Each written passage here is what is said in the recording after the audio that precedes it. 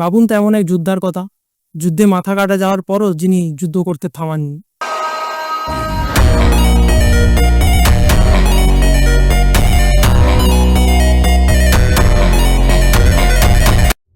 হ্যাঁ, এটা কোনো কল্পনা কাহিনী নয়, এটা সত্যি। তার নাম বাবা দ্বীপ সিংজি।